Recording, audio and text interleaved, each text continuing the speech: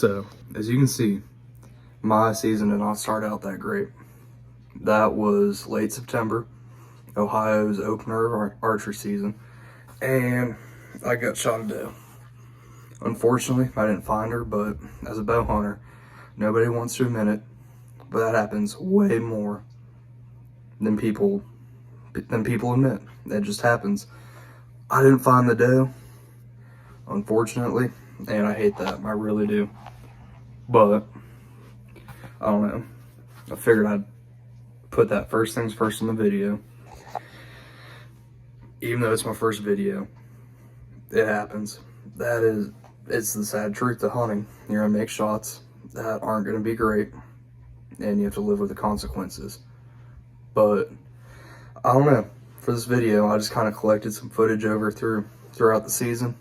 I think later on in videos, I'm gonna try and do more of on the spot talking and stuff. I don't know. I really don't know. But bear with me, y'all. I got some cool footage to show you.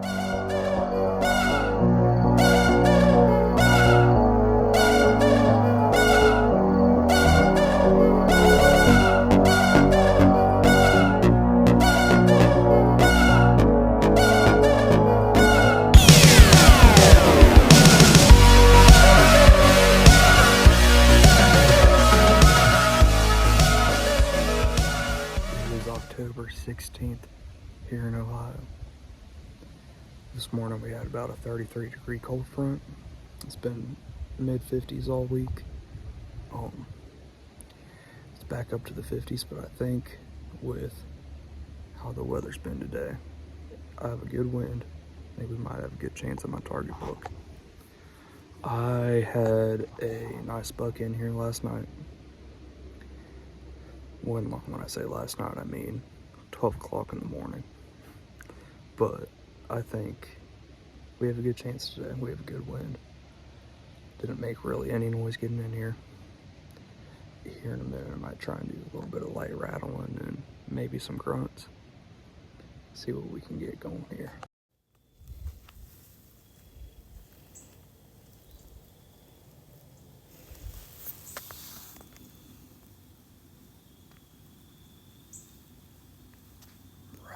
Top of them.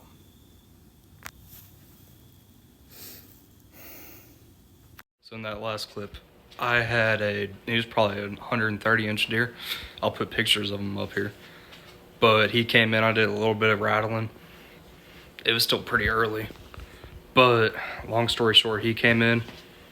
He was right at 25 yards. That's my sweet spot. He came in, I got buck fever. I shot right over top of him. It happens. That's the way it goes. Or it might just be me. I don't really know, but we're working on it. So as you can see, this is not a small deer, and he would have been my biggest buck to date. I hate that I missed him, but I'd much rather it be a clean miss than a wound.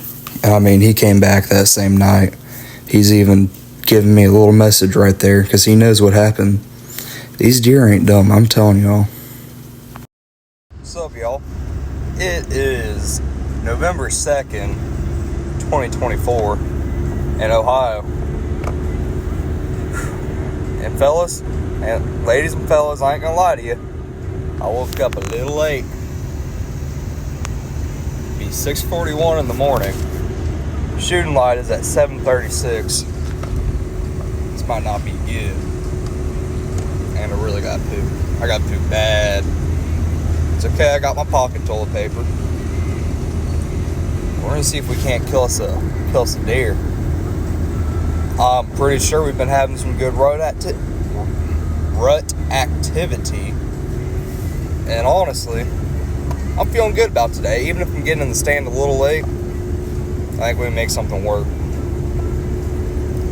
Because if there's a time, the time's now. The time is now. It's a bigger buck. I have pictures of him on camera. On his left side is almost stunted, but he has a really good frame. Both those deer. Next year will be phenomenal bugs. Well, the smaller one probably won't, but I call the other one Shorty because he has that short side. He's going to be great next year. If he doesn't slip up and give me a shot right now, which he might very well do. Today is November the 7th. The rut is, if it's not full swing, it's about to be full swing already here in Ohio. But let me tell y'all something. Me and the person who invented daylight savings, we're gonna be having an issue. Because that just ruins weekday November, December hunts. I mean, it doesn't ruin them. It's still a great time to be in the stand. But by the time I got all my stuff together, I'm pulling up to the property now. It's like I have an hour and, well, right now I have an hour and 10 minutes. No, an hour and 39 minutes until I can no longer shoot. Which that ain't horrible. It's better than an hour and 39 minutes not being in the stand, but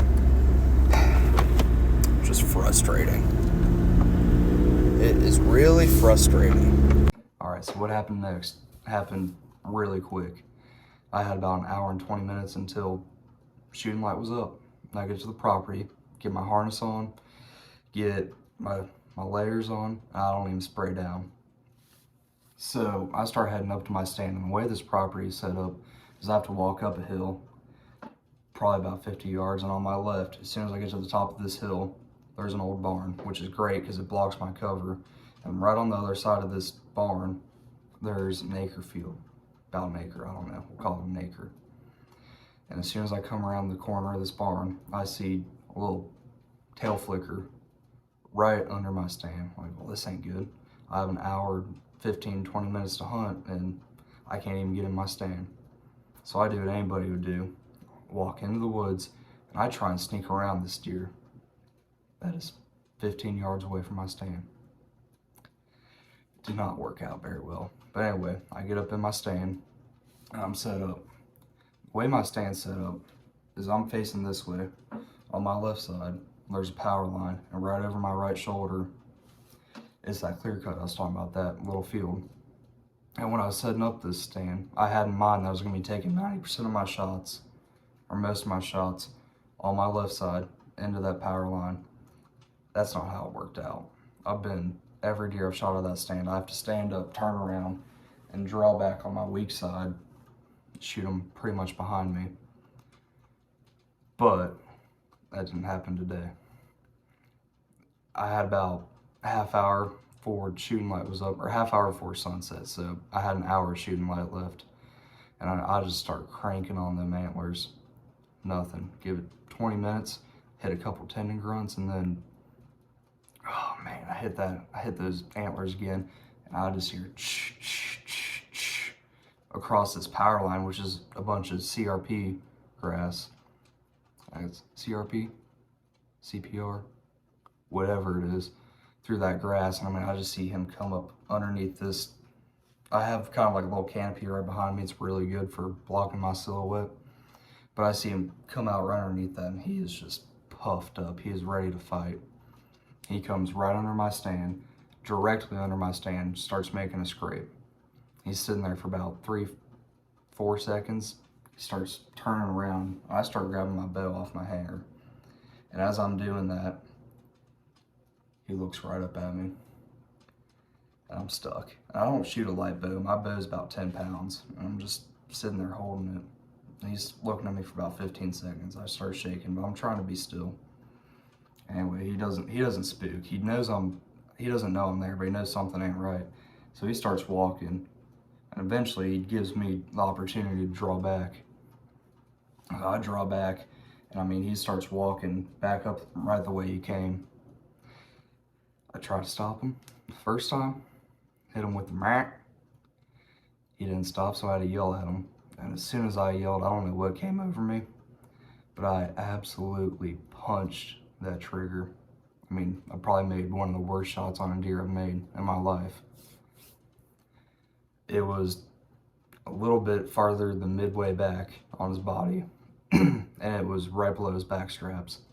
And if you've been deer hunting for any time at all, you know that ain't good. It was almost no man's land. But anyway, so I'm sitting there, I watch him, he takes off, he runs probably about 20, 30 yards. And then he starts acting like a gut shot deer. I've lost all hope. I mean, he just tucks his tail and he starts walking back up this power line. I'm kind of down in a valley in a power line where I'm set up. But, man, I'm just sitting there, I'm watching him. And honestly, I can't tell the story better than the video, but what happened next for the shot that I had on him was honestly kind of crazy. Go down, go down, go down, go down, go down, go down, go down, go down, go down,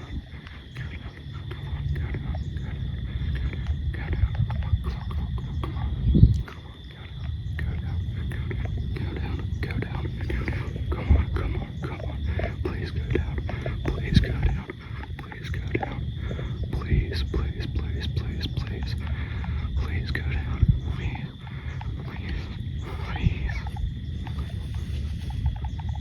oh, he's going. Oh, he's down.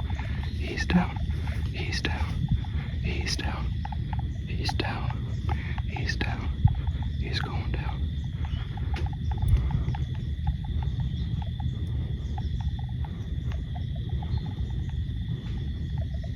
He's going down. He's going down. He's going down. He's getting really wobbly. Getting really wobbly.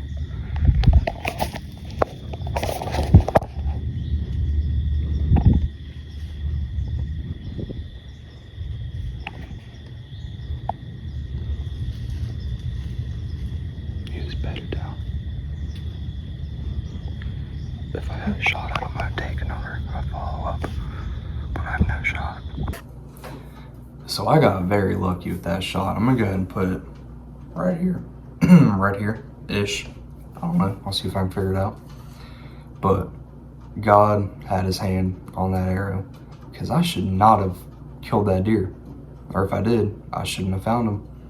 I hit some sort of artery that put him down very quickly. And that's what we shoot for as bow hunters. It doesn't unfold like that every time, but that's hunting. But I'm gonna go ahead and put up pictures from my kill. And I really wanna keep on doing this. I had a lot of fun over the past couple of days putting this video together. Let me know what you wanna see. Deer season's over, I'm done, or it's not over, but I'm done for the year. Put in my hours already, have enough meat. Might try to do some squirrel hunting. I don't know, just let me know.